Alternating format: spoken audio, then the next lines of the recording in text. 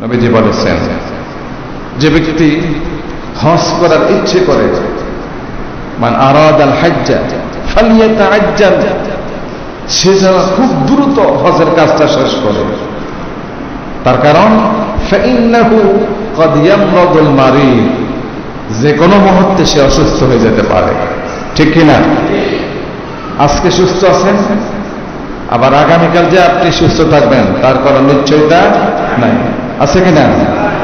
এই জন্য রাসূল বলেছেন, মান আরাদাল হাজ্জা, যে ব্যক্তি হজ করার ইচ্ছে করে, ফাইন্নাহু ফালিয়াতাআজ্জাল, তিনি যেন তাড়াতাড়ি হজের কাজটা শেষ করেন। কেন? ফাইন্নাহু ক্বাদ ইয়ামরাদুল মারিদ, যে কোনো মুহূর্তে তিনি অসুস্থ হয়ে যেতে পারেন। আর এটা কিন্তু বাস্তব। তারপরে ওয়াতাদাল্লুর রাহিলাতু ওয়া তা'রিদুল হাজ্জাতু, ওয়াতাদাল্লুর রাহিলা, যে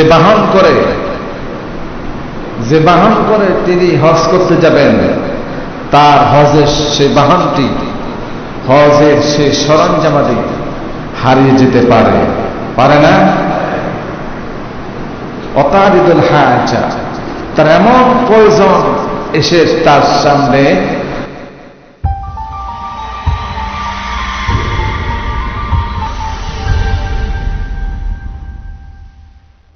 আল্লাহ শক্তি দেন বিধে মানুষ বুঝে চলতে পারে, প্রাণীকুল চলতে পারে, বসতে পারে, হাঁটতে পারে, চলাফেরা করতে পারে, জীবন ধারণ করতে পারে।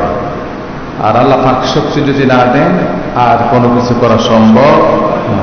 বাহ্যিক দৃষ্টিতে মনে হয় আমার শক্তি আছে, আমার টাকা আছে, আর টাকাও আপনাকে দিচ্ছেন কে? হে, আপনি যত টাকার মালিক হয়েছেন সেই মালিক করে দিচ্ছেন কে? আল্লাহ।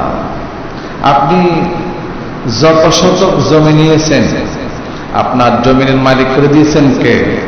আপনি যে একটা বাড়ি করেছেন, সে বাড়ি করে শক্তি দিয়েছেন কে?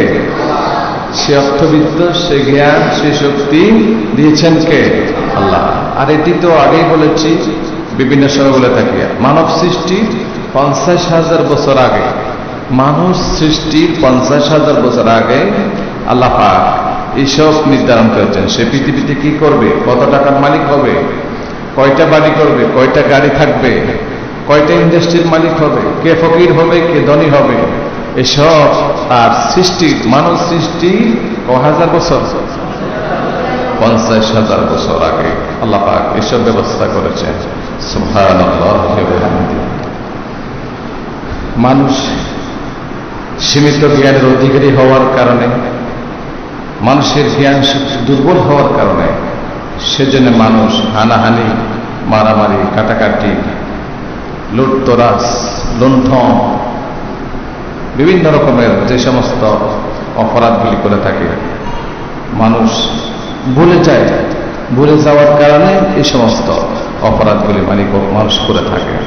আল্লাহ পাক আমাদেরকে হেফাজত করুন, আল্লাহ পাক আমাদেরকে রক্ষা করুন, আমাদেরকে সমস্ত নেক আমল করার তৌফিক দান করুন। বিশাল আলোচনা, অনেক রকমের আলোচনা। জিলহজ মাসে ইব্রাহিম আলাইহিস সালামের জীবনী সংক্রান্ত, তার পরিবার পরিজনের বিভিন্ন ইতিহাস, ঘটনা প্রবাহ পুরো মাসের ভিতরে বিদ্যমান। হজের যাবতীয় কার্যক্রম, কোরবানির সমস্ত কার্যক্রমগুলি ইব্রাহিম আলাইহিস সালাম এবং তার পরিবারের সাথে জড়িত। ঠিক কিনা? আল্লাহ পাক কোরআনে কারীমের বিভিন্ন জায়গায় কোরবান সংক্রান্ত, হজ সংক্রান্ত ইব্রাহিম আলাইহিস সালামকে এবং তার পরিবারের লোকদেরকে বিভিন্নভাবে আল্লাহ পাক কাহিনীগুলি, ইতিহাসগুলি তুলে ধরেছেন। সুবহানাল্লাহ। কাবা শরীফের নির্মাণ কাজ যখন শেষ হলো, আল্লাহ পাক তখন ইব্রাহিম আলাইহিস সালামকে বললেন, ওয়াযিন ফিন নাস বিল হজ ইয়াতুকা রিজালান ওয়া আলা কুল্লি দামিরিন ইয়াতিনা মিন কুল্লি ফাজ্জিন আমিক। কাবা শরীফের কাজ শেষ হয়েছে, এখন তোমার দায়িত্ব হলো তুমি মানুষের কাছে ঘোষণা দাও, যারা নিকট থেকে দূর থেকে আসবে হজ করার উদ্দেশ্যে, পায়ে হেঁটে, ওটের পৃষ্ঠ করে, দূর থেকে নিকট থেকে আসবে, নিকট থেকে আসবে পায়ে হেঁটে, দূর থেকে আসবে উটের পিষ্ট করে। অতএব যখন কাবা নির্মাণের কাজ শেষ হয়ে গেল, ওয়াজিন ফিন নাস বিল হজ, হজ করার জন্য তুমি ঘোষণা করে দাও, মানুষের কাছে পৌঁছিয়ে দাও এই সংবাদ।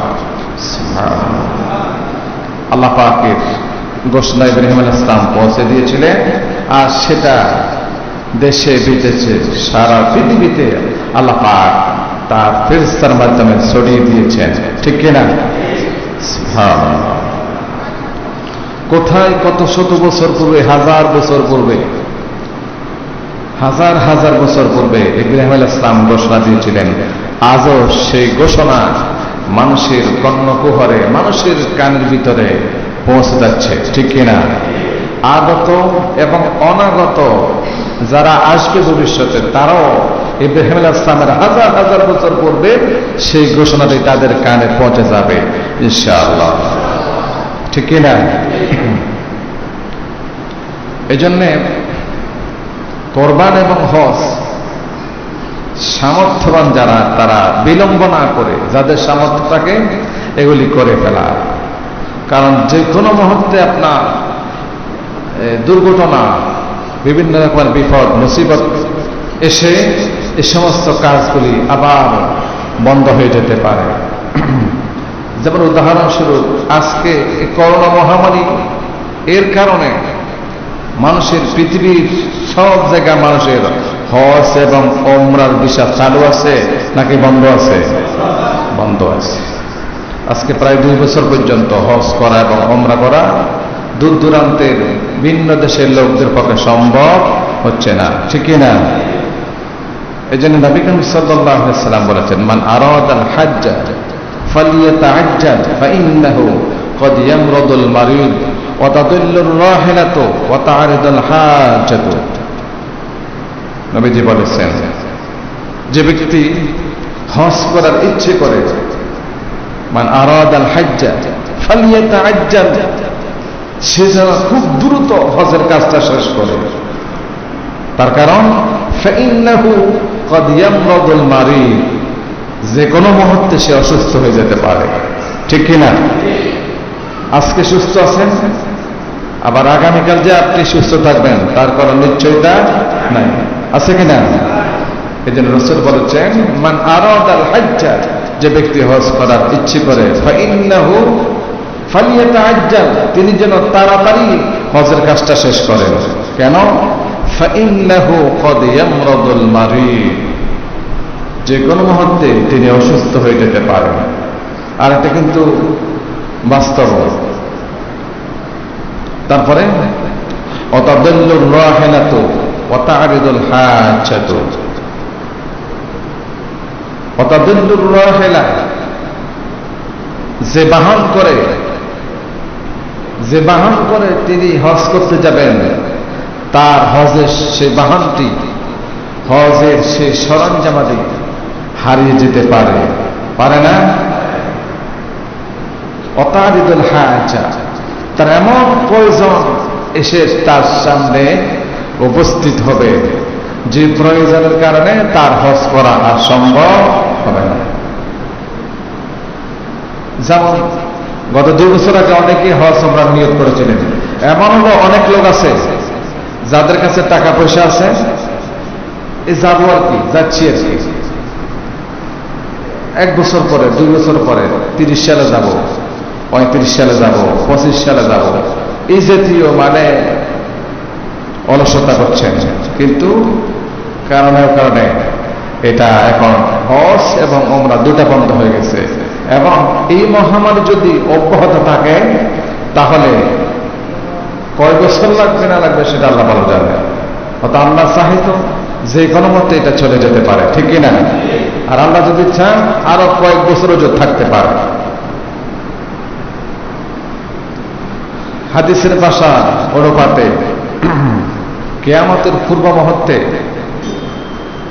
মানুষের উপরে এই জাতীয় মহামারী আসবে। তারপর মহামারীর পর আসবে আরো অন্যান্য বিপদ, দুর্ভিক্ষ শুরু হবে। কি শুরু হবে?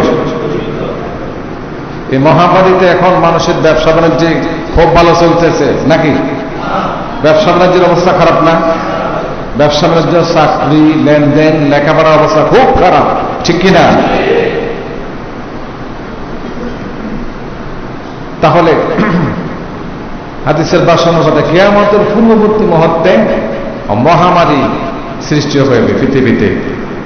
সেই মহামারী এখন চলতেছে। করোনা ভাইরাসকে কি বলা হচ্ছে? মহামারী বলা হচ্ছে না? হাদিসের ভাষ্য অনুপাতে এরপর সৃষ্টি হবে দুর্ভিক্ষ।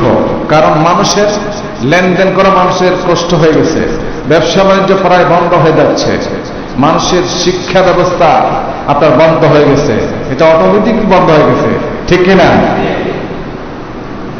এরপর যখন এইভাবে আপনার সবকিছু বন্ধ হয়ে যাবে তখন অনায়াসে আপনার দুর্ভিক্ষ হবে। এমন হবে, হতে পারে যে কেউ যদি কারো কাছে ভিক্ষা চায়, সেই কারণ ভিক্ষা তো তিনি দিবেন যার কাছে আছে, ঠিক কিনা? আর যার কাছে নাই সে কিভাবে ভিক্ষা দেবে, ঠিক কিনা বলেন? এরপর আপনার কি দুর্ভিক্ষ শুরু হতে পারে। তারপর ভূমিকম্প শুরু হবে। কি শুরু হবে? আমরা খুব সালাম, আমরা আল্লাহকে বাদ দিই, ঠিক আছে? ন্যাশনাল ইকোনমিক, ইন্টারন্যাশনাল ইকোনমিক্স পড়া, অর্থনীতি মানে অর্থে যত আয়ের যত উৎস, অর্থের যত উৎস, আল্লাহকে বাদ দিয়ে, রাসূলকে বাদ দিয়ে, কোরআন সুন্নাহকে বাদ দিয়ে সমস্ত পথ, উভয় উপকরণ আমরা বের করছি। আল্লাহ পাক বলছেন, তোমরা কেমন চালাক, তোমাদের এই সমস্ত উভয় উপকরণ সব বন্ধের ক্ষমতা আল্লাহর আছে নাকি নাই? অর্থনীতি সম্পর্কে আপনার এত জ্ঞান, আপনি এত অর্থনীতিবিদ থাকতে পৃথিবীতে অর্থনীতিবিদের অভাব আছে নাকি? তাও আসতে বললেন, অর্থনীতিবিদ এদেরকে অভাব আছে? কলকারখানা, ইন্ডাস্ট্রির পৃথিবীতে অভাব আছে নাকি? শুধু আধুনিকায়ন, অটো সিস্টেম, সুইচ টিপ দিলে আপনার শুধু অর্থ বের হচ্ছে, টাকা বের হচ্ছে। এখন সুইচ আস্তে আস্তে বন্ধ হয়ে যাচ্ছে, ঠিক কিনা বলেন? এই জন্য ভরসা করতে হবে কার উপর? কার উপর? আল্লাহর উপর। যখন ভরসা বন্ধ হবে, সুইচ যখন টিপ দিলে আর এটা অটোমেশনে কাজ, ঠিক কিনা বলেন? এগুলো মানুষের চিন্তাধারা। আমরাই সব পারি, আমরাই সেরা। কিসের সেরা? ব্যাংকের ঋণ নিয়ে দেশ থেকে তোমাদেরকে পালাতে হয়, ঠিক কিনা? রাতের ঘুম হারাম হয়ে যায়। এই জন্যে আমার আপনার সমস্ত চাহিদা, সমস্ত অভাব অনটন কথা বলতে হবে কার কাছে? এই কাজটা মানুষ করতেছে না। নতুন নতুন শুধু ব্যবসা প্রতিষ্ঠান খুলছে, আর আল্লাহকে বাদ দিয়ে ব্যবসা প্রতিষ্ঠানের সাথে আল্লাহকে উপস্থিত রাখতে হবে, ঠিক কিনা? এই ব্যবসা কি হালাল হচ্ছে নাকি হারাম হচ্ছে? আর হারাম ফন্থায় যখন ব্যবসা মাত্রা বাড়বে, অটোমেটিক ব্যবসা প্রতিষ্ঠান বন্ধ হয়ে যাবে, মানুষের দুর্ভিক্ষ শুরু হবে, কর্মসংস্থান বন্ধ হবে, আপনার কলকারখানাগুলি বন্ধ হয়ে যাবে। মানুষ অর্থের সাথে আল্লাহকে উপস্থিত রাখতে হবে, ঠিক কিনা? রাসূলকে উপস্থিত রাখতে হবে, কোরআনকে, হাদিসকে, সুন্নাহকে, ইসলামকে উপস্থিত রাখতে হবে। তবেই আপনার এই অর্থের ভিতরে মঙ্গল হবে এবং কল্যাণ হবে, ইহকালেও শান্তি হবে, পরকালেও শান্তি হবে, ঠিক কিনা? আমরা শুধু আমাদের অর্থ নিয়ে আসি, অর্থনীতি নিয়ে আসি, আমরা শুধু নীতি নিয়ে আসি। আল্লাহ আমাদেরকে বুঝার তৌফিক দান করুন। সুবহানাকা লা ইলমা লানা ইল্লা মা আল্লামতানা ইন্নাকা আনতাল আলিমুল হাকীম। আগেই বলেছি, পৃথিবীর মানুষ কয় টাকার মালিক হবে, কয় হাজার টাকার মালিক হবে, কয় কোটি টাকার মালিক হবে, কয়টা গাড়ি হবে, কয়টা বাড়ি হবে, কত সম্পত্তির মালিক হবেন, আপনার কত শতক জমি অধিকারী আপনি হবেন, আপনি কি গরিব হবেন নাকি ধনী হবেন, সব কিছু মানব সৃষ্টির কয় হাজার, 50,000 বছর আগে আল্লাহ পাক সব লিখে দিয়েছেন। সুবহানাল্লাহ ওয়া বিহামদিহি।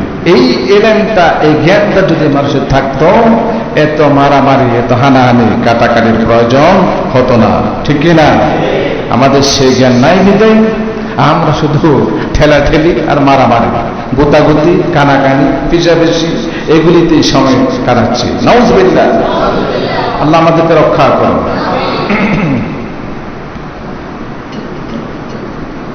ঐতিহাসিক মাস, যে মাসের সাথে আপনার হজের সম্পর্ক, যে মাসের সাথে কোরবানির সম্পর্ক, যেখান থেকে আমরা এদিকে চলে গেছিলাম, ওই যে হাদিসটি বলেছিলাম, মান আরাদাল হাজ্জা ফালিয়াতাআজ্জাল, যে ব্যক্তি হজ করার ইচ্ছে করে সে যাতে দ্রুত, ফালিয়াতাআজ্জাল সারিআন বিসুরাতিন, তাড়াতাড়ি, খুব দ্রুত গতিতে যাতে হজের কাজ শেষ করে। তার কারণ হলো ফাইন্নাহু ক্বাদ ইয়ামরাদুল মারিদ, যে কোনো মুহূর্তে এই ব্যক্তি অসুস্থ হয়ে যেতে পারে। তারপরে অতাদুল্লুর রাহিলা, যে বাহনে করে সে হজ করতে যাবে তার বাহনটা হারিয়ে যেতে পারে, নষ্ট হয়ে যেতে পারে। অতারিদুল হাজ্জা, এমন প্রয়োজন তার চোখের সামনে এসে উপস্থিত হতে পারে, যে প্রয়োজনের কারণে হজ করা তার পক্ষে আর সম্ভব হবে না। আমাদের দেশে কিছু উল্টাপাল্টা সিস্টেম, পদ্ধতি আছে। ছেলে একটা বড় হয়েছে, মেয়ে একটা বড় হয়েছে, ছেলে মেয়ে বড় হওয়ার আরো 5 বছর, 7 বছর, 9 বছর, 10 বছর আগে উনি অর্থের মালিক হয়ে গেছেন, হজ করার উপযুক্ত হয়ে গেছেন। ছেলে মেয়ে হয়তো আরো 5-6 বছর পরে বড় হবে, এদেরকে বিয়ে শাদী দিতে হবে। তারপর এরা কি চিন্তা করে, ছেলে মেয়ের বিয়ে শাদীর কাজ শেষ করে তারপরে হজ করবো। নাউযুবিল্লাহ বলেন।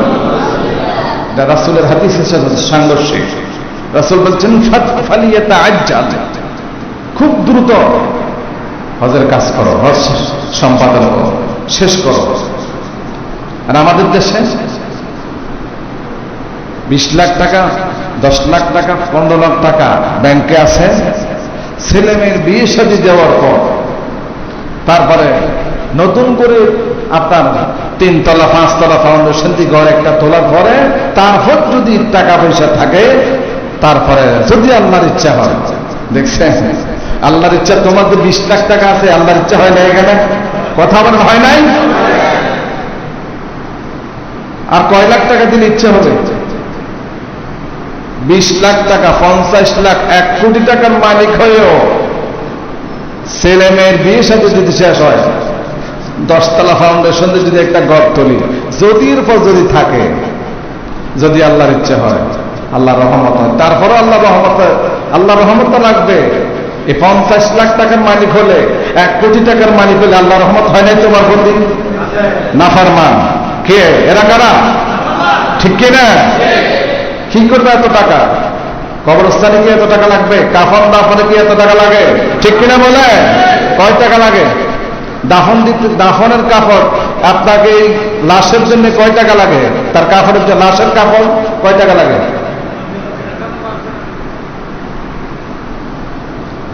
1000 টাকা, 1500 টাকা, 2000 টাকা, সর্বোচ্চ আপনি 3000 টাকা, ঠিক কিনা? শেষ তো। অথচ আপনার লক্ষ লক্ষ টাকা ব্যাংকে রেখেছেন, কোটি টাকা মালিক হয়েও আপনার কোনো হজ করার বয়স হচ্ছে না। ওই 5 তলা বাড়ি শেষ করব, ছেলে মেয়েদের বিয়ে শাদী সব শেষ করে তারপরে যদি আল্লাহ রহমত হয়, 1 কোটি টাকার মালিক হয়েছেন, 50 লাখ টাকার মালিক হয়েছেন, তারপরও আল্লাহ রহমত যদি হয়। আর আল্লাহ রহমত তো আছে, আপনি হয়েছেন আল্লাহর নাফরমান, আল্লাহ রহমতের নাফরমানি করতেছেন, ঠিক কিনা বলেন? মান আরাদাল হাজ্জা ফালিয়াতাআজ্জাল, যে ব্যক্তি হজের ইচ্ছে করে সে যাতে দ্রুত হজের কাজ শেষ করে। ফাইন্নাহু ক্বাদ ইয়ামরাদুল মারিদ, যে কোনো মতে সে অসুস্থ হয়ে যেতে পারে। এখন মহামারী একটা অসুস্থতা মানুষের উপর, ঠিক কিনা?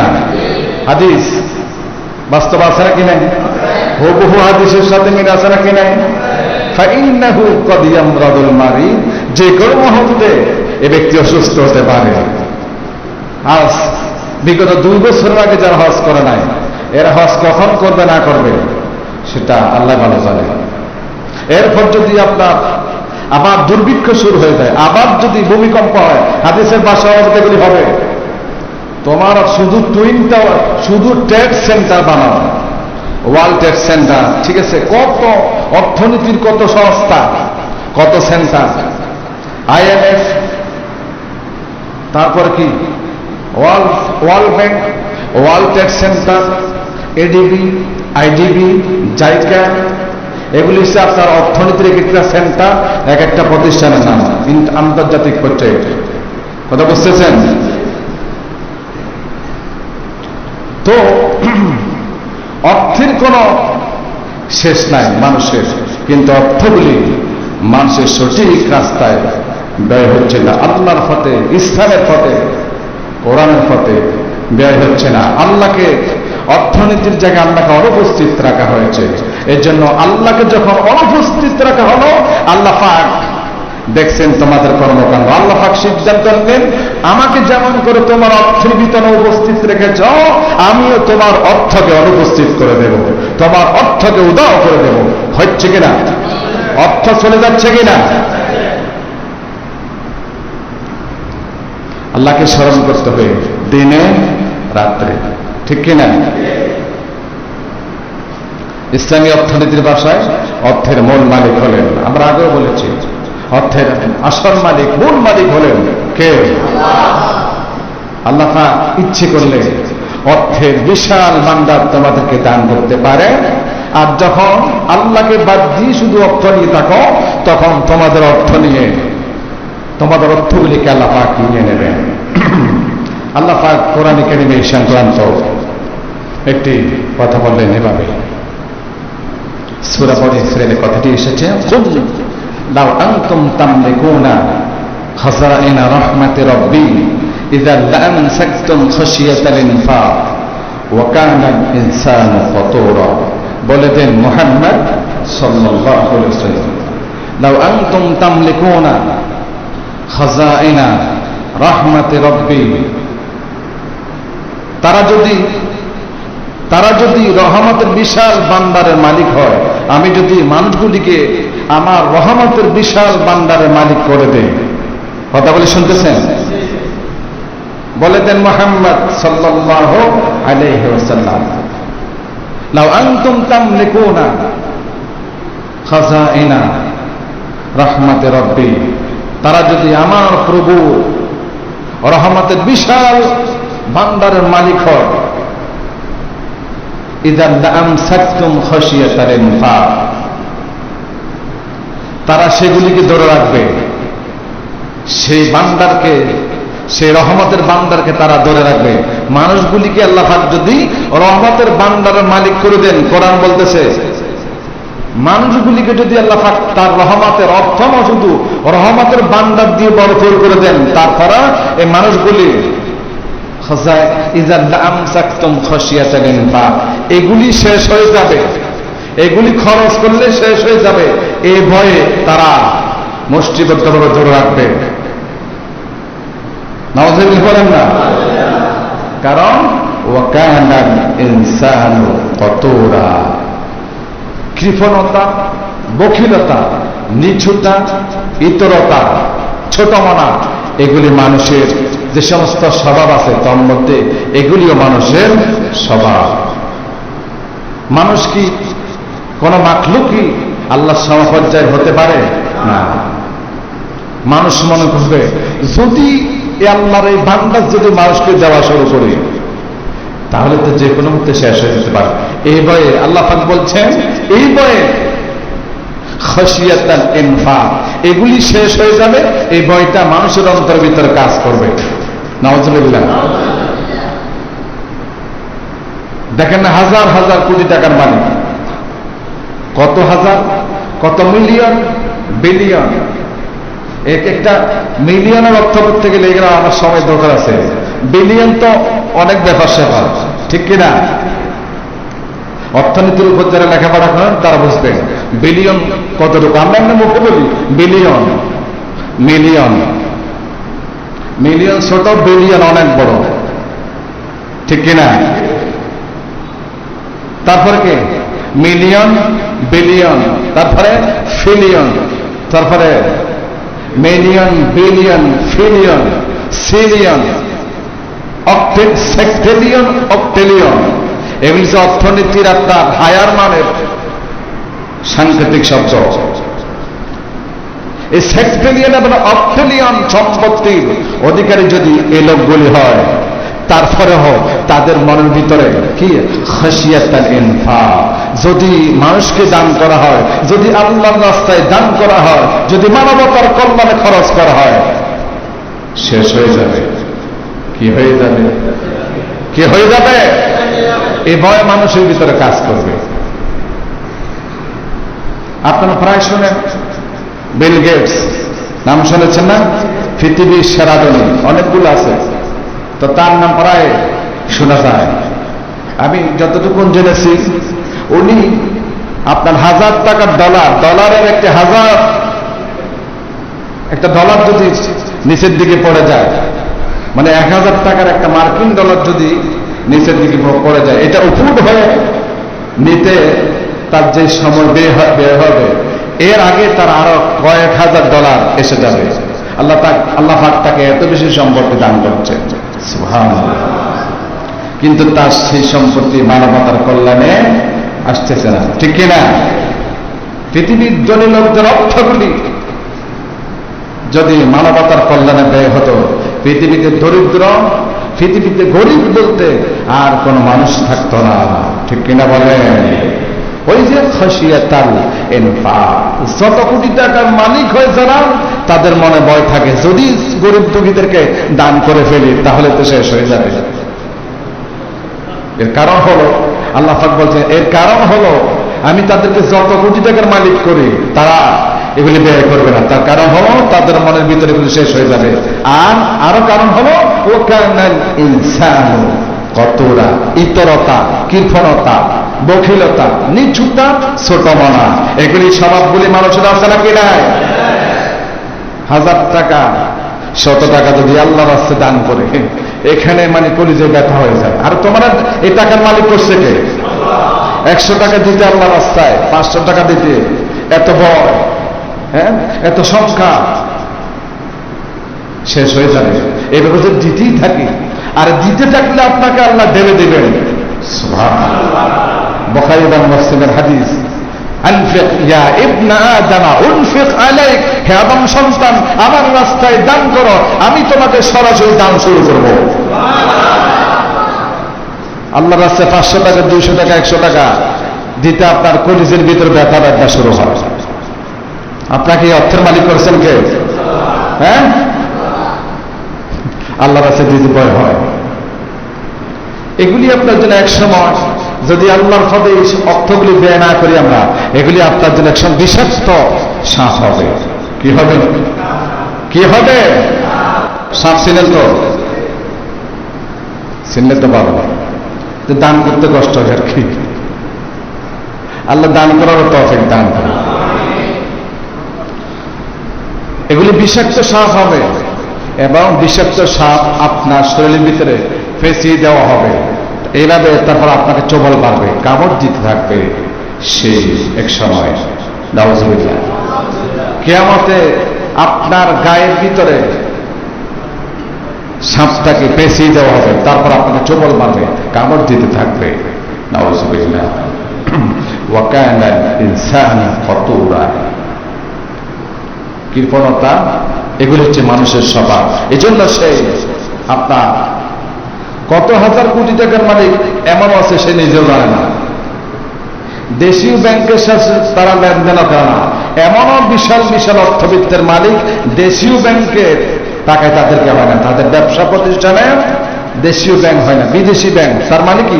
ওয়ার্ল্ড ব্যাংক, বিশ্ব ব্যাংক থেকে অর্থনীতি হয়, এমন বিশাল অর্থবিত্তের মালিক। কিন্তু ওই যে ওইটা খাশিয়াতুল ইনফাক, মানুষকে দিলে শেষ হয়ে যাবে, এই ভয় তাদের ভিতরে কাজ করে। নাউজুবিল্লাহ। যিনি যত টাকার মালিক, আল্লাহর রাস্তায় দান করবেন। যাকাতের মালিক যারা, যাকাত দিতে হবে। জাকাত সংক্রান্ত কত টাকার মালিক হলে জাকাত দিতে হবে এই সংক্রান্ত সবিস্তারে সময় সুযোগ করে জাকাত সংক্রান্ত আলোচনা করব পরবর্তী কোন এক সময় ইনশাআল্লাহ। ইনশাআল্লাহ আল্লাহ তৌফিক দান করুন। একেবারে 10 লাখ টাকা 1 কোটি টাকার মালিক হলে জাকাত দিতে হবে তা না, অল্প সংখ্যক টাকায় জাকাত দিতে হবে। 52.5 তোলা রূপার দাম যতটুকু, এতটুকু এই পরিমাণ টাকা 52.5 ভরি, তোলা না বুঝতে ভরি, ভরি বুঝেন তো? 52.5 ভরি রূপার যত দাম, এই পরিমাণ টাকা যদি আপনার কাছে জমা থাকে এবং 1 বছর পর্যন্ত ব্যয় না হয়, খুব বেশি না মনে 1 লাখ যাবে না, 1 লাখের ভিতরে থাকবে, কথা কি বুঝে যাচ্ছে? এই পরিমাণ টাকার মালিক হলে আপনাকে জাকাত দিতে হবে। অথচ আপনি ধারণা করছে কি আমি তো 10 লাখ টাকার মালিক, 10 লাখ টাকার মালিক সেও জাকাত দেয় না, ঠিক কিনা? 5 লাখ টাকার মালিক জাকাত দিচ্ছে না, সে মনে করছে জাকাত দিতে হলে তো কোটি টাকার মালিক হতে হবে, অসম্ভব। 52.5 ভরি রূপার দাম যত, খবর নিয়েন, এই পরিমাণ অর্থ যদি আপনার ভিতর জমা থাকে, পড়ে থাকে, তাহলে আপনাকে প্রতি বছর জাকাত দিতে হবে। 60,000 টাকা হোক, 70,000 টাকা হোক, 80,000 টাকা হোক, তবে 1 লাখের উপরে যাবে না। কথা বুঝেন, বুঝতে দেন সবাই? কি যে অপরাধ করতেছি আমরা, আল্লাহ পাক আমাদেরকে বুঝার তৌফিক দান করুন। এগুলি হচ্ছে মালের ইবাদত। যাকাত হচ্ছে মালের ইবাদত, হজ হচ্ছে মালের ইবাদত, কুরবান হচ্ছে মালের ইবাদত। যারা কোরবানির ক্ষেত্রে একটা আমরা ভুল করি, কিছু কিছু এলাকায় এককভাবে কোরবানি করলে যদি আপনার সামর্থ্য থাকে তাহলে আপনি করেন, সমস্যা নাই। আর যদি এককভাবে সামর্থ্য না থাকে তাহলে আবু দাউদ শরীফের হাদিসে এসেছে আল বাকারাতু আন সাবাতিন ওয়াল জাযুরু আন সাবাতিন, রাওয়াহু আবু দাউদ। একটা গরুর ভিতরে 7 জন অংশীদার ভিত্তিতে কোরবান করতে পারে। একটা গরুর ভিতরে কয়জন অংশীদার হতে পারে? কথা কি বুঝতে যাচ্ছে? একটা গরু ওয়াল জাযুরু আন সাবাতিন, অনুরূপ একটা মহিষের ভিতরে 7 জন অংশীদারের ভিত্তিতে কোরবান করতে পারে। তো যাদের আপনার লক্ষ টাকা আছে, তিনি 1 লাখ টাকা দিয়ে একটা গরু নিয়ে আসলেন, এটা তার পক্ষে সম্ভব। কিন্তু অনেক আপনার মধ্যবিত্ত ফ্যামিলি আছে, তাদের পক্ষে এতটুকু সম্ভব নয়। তারা তো 5 জনে, 4 জনে, 6 জনে মিলে সর্বোচ্চ 7 হাদিস আপনাকে সীমা রেখে দিয়েছে আল বাকারাতু আন সাবাতিন, 7 জন একটা গরু এবং মহিষের ভিতরে 7 অংশ মিলে 7 জন মিলে একটা কোরবান করতে পারবে। তো মনে করেন একটা গরুর দাম যদি 70,000 টাকা হয়, 7 জনে যদি দেন তাহলে জন প্রতি কয় হাজার পড়ে? দেখছেন, 10,000 ভিতরে আপনার কোরবান হয়ে যাচ্ছে। সুবহানাল্লাহ বলেন না? ইসলাম সহজ করেছে আমাদেরকে, কিন্তু আমরা নিজেরা ইসলামকে কঠিন করে ফেলেছি, না বুঝে না জেনে। অথবা কেউ এমন আছে যে সব জানি কিন্তু আলেমরা আমাদেরকে জিজ্ঞেস করা হয় না, এটা আর এক সমস্যা। যে 1 লাখ টাকার একটা যদি গরিব করেন আপনার 80,000 টাকা, 1 লাখ টাকা, তাহলে 7 জনের বাকি কয় হাজার টাকা করে পড়ে? খুব বেশি না, হ্যাঁ? 80,000 টাকা যদি আপনার অল্প টাকা, 12,000 টাকা ঠিক ব্যাপার না, ঠিক কিনা? খুব সংক্ষেপে সহজে। এরপর 3 জনে, 2 জনে, 7 জনে, 5 জনে, এভাবে আপনারা আপনার অংশীদারের ভিত্তিতে করতে পারেন। তাহলে কোরবান তো সারা বছর দেওয়া হচ্ছে না। আর কোন সময় আপনি 1 লাখ টাকা দিয়ে একটা গরু কোরবান করতে পারবেন, সেদিন আপনি কোরবান করবেন, এটা তো হতেও পারে, আপনার জীবনের ভিতরে নাও হতে পারে, ঠিক কিনা? যদি তাও সম্ভব না হয়, আপনার 6, 7, 8,000 টাকা দিয়ে ছাগল খাওয়া যায় নাকি যায় না? অন্তত একজনে মিলে একটা ছাগল যদি আপনি দিয়ে দেন, তাহলে আপনার কোরবান হয়ে যাচ্ছে। আর আমরা করতেছি কি? 50,000 টাকা 2 জনে মিলে একটা গরু করবো, হ্যাঁ, যার অর্থ আছে করেন। 1 লাখ না, 5 লাখ টাকা দিয়ে করলে আপনার ব্যাপার, যদি আপনি যদি সে অর্থবিত্তের মালিক হন, ঠিক আছে? আল্লাহ পাক বোঝার তৌফিক দান করুন। মাসরা যেমন রাখবেন, সামনে কোরবান আপনার যাতে এককভাবে বা 2 জনে যদি সম্ভব হয়, 3 জনে মিলে, 3 জন সম্ভব, 4 জন, 5 জন, 6 জন, 7 জন পর্যন্ত ইসলাম আপনাকে সুযোগ দিয়েছে। এই সুযোগটা গ্রহণ করবেন ইনশাআল্লাহ। শুধু বেশি পয়সা হলে যে কোরবান করতে হবে তা না, মধ্যবিত্ত যারা আছে, কম অর্থবিত্ত তারাও পারবে ইনশাআল্লাহ। এরপরে 9 তারিখ 2টা আমল, সেটা হল আরাফাত দিন 9 তারিখ বলা হবে। 9 তারিখ হবে আমাদের কোরবান হবে আশা করি বুধবার ইনশাআল্লাহ, ঠিক কিনা? তারপরে মঙ্গলবার সেটাকে আরাফাত দিন বলা হয়। তার মানে কোরবানের ঈদের আগের দিন আরাফাত দিবস, রোজা রাখা সুন্নত। এই দিনে রোজা রাখলে আগের এবং পরে 2 বছরের সগীরা গুনাহকে আল্লাহ পাক মাফ করে দেবেন।